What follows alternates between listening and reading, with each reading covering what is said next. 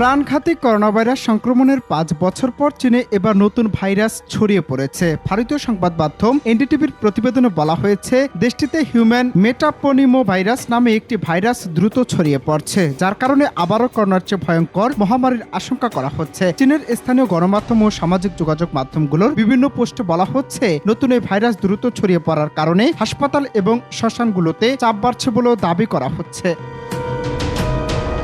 এছাড়া সামাজিক যোগাযোগ মাধ্যমে ছড়িয়ে পড়া ভিডিওতে দেখা যাচ্ছে যে হাসপাতালের ভিড় বেড়েছে। কিছু ব্যবহারকারী জানিয়েছেন, ইনফ্লুয়েঞ্জা, এইচএমপিভি, মাইকোপ্লাজমা নিউমোনিয়া এবং কোভিড-19 সহ একাধিক ভাইরাস চীনে ছড়িয়ে পড়ছে। এসব কারণে চীনে জরুরি অবস্থা জারি করা হয়েছে বলেও দাবি করা হচ্ছে। তবে এই বিষয়টি নিশ্চিত করা যায়নি বলে ওই সংবাদ মাধ্যমের প্রতিবেদনে বলা হয়েছে।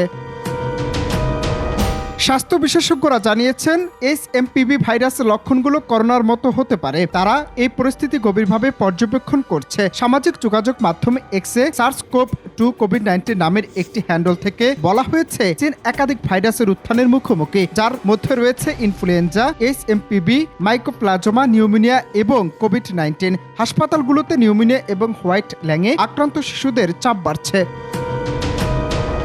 দেশটিতে সবচেয়ে ঝুঁকিতে আছে শিশু ও বয়স্ক ব্যক্তিরা।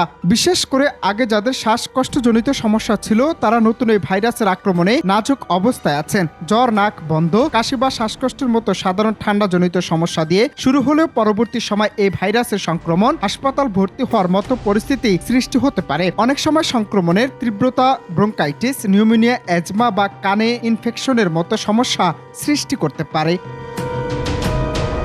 এদিকে বার্তা সংস্থা রয়টার্সের এক প্রতিবেদনে বলা হয়েছে, চীনের রোগ নিয়ন্ত্রণ কর্তৃপক্ষ গত শুক্রবার জানিয়েছে যে নিউমোনিয়া আক্রান্ত রোগী ছড়ায় ছোট আকার একটি পর্যবেক্ষণ ব্যবস্থা পরিচালনা করছে। অনন্ত হাসান মাসুদ, বাংলা টিভি।